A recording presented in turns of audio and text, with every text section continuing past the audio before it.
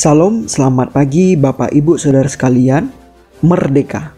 Hari ini adalah hari ke-16 dari masa 31 hari kita belajar tentang nilai iman yang dihidupi oleh tokoh pahlawan nasional Kristen Indonesia, yaitu John Lee.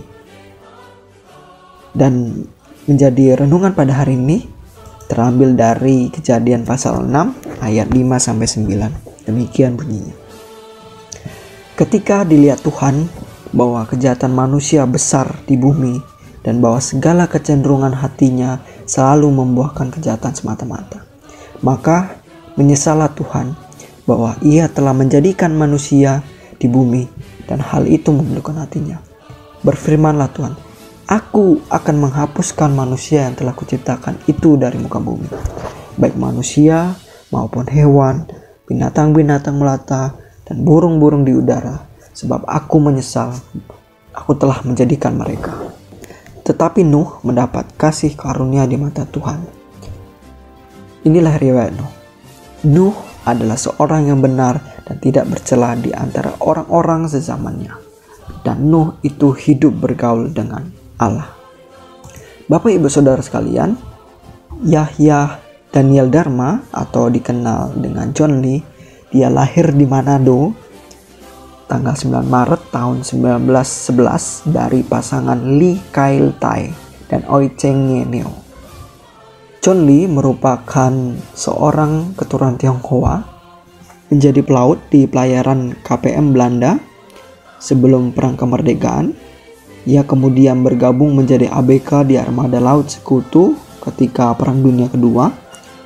Revolusi kemerdekaan telah menggerakkannya untuk bergabung dengan pejuang-pejuang Republik. Padahal banyak golongan Tionghoa atau teman-temannya atau saudara-saudaranya memilih tak peduli atau bahkan memihak kepada Belanda. Selama 2 tahun, John Lee menjadi salah satu tokoh penting dalam organisasi penyelundupan senjata yang wilayahnya terbentang dari Malaya, Singapura, Filipina, Thailand, bahkan sampai India. Ia bolak-balik menembus laut, menangani jual beli senjata dari Malaysia, Thailand ke Aceh, Sumatera Timur, dan pulau-pulau terpencil di Indonesia. Dari 5 kapal pada saat itu dibeli oleh Indonesia dari Inggris di Singapura, hanya kapal John Lee yang tak pernah tertangkap meski sudah dikejar dan dihujani peluru serta bom, dan ia mampu mengelabui dan melarikan diri dari kejaran Belanda, dan cerdiknya ia melarikan dirinya ke balik pulau-pulau kecil di Sumatera, kemudian menutup kapalnya dengan ranting dedaunan sambil menunggu kapal terbang atau pesawat Belanda berhenti mencari mereka.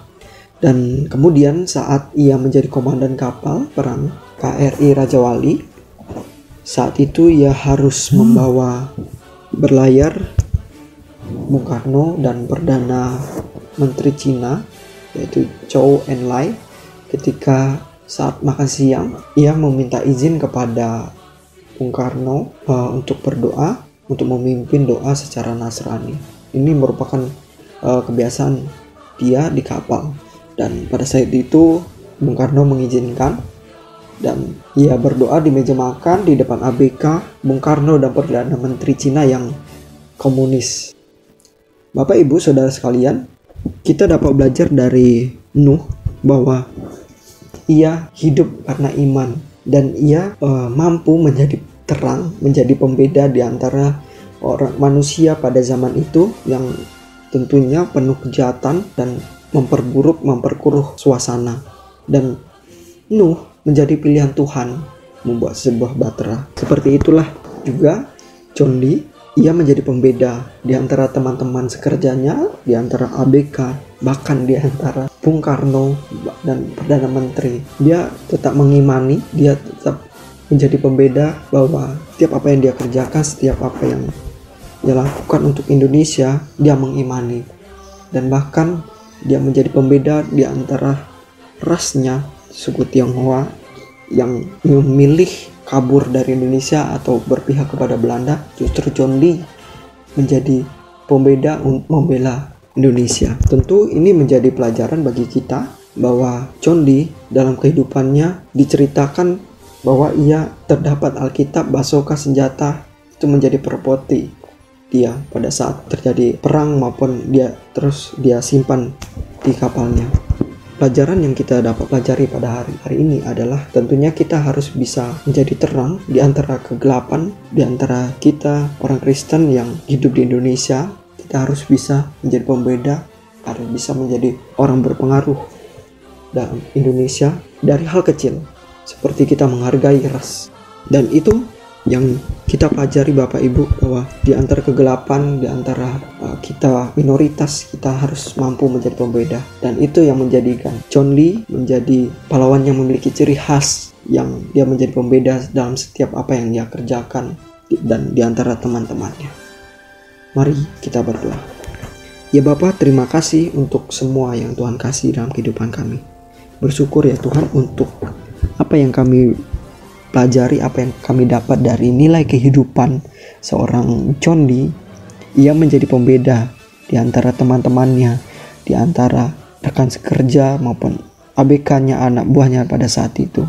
Ia mengimani, dia memimpin kapal yang ia tunggangi untuk mampu membawa senjata-senjata mendukung kemerdekaan Indonesia. Terima kasih, kiranya apa yang kami dapatkan nilai kehidupan pada hari ini menjadi motivasi kami untuk bisa menjadi pembeda di antara orang-orang yang mungkin mayoritas daripada kami, Bapak. Terima kasih Tuhan Yesus. Kami hormati Yesus, kami berdoa. Amin. Sekali merdeka, tetap merdeka.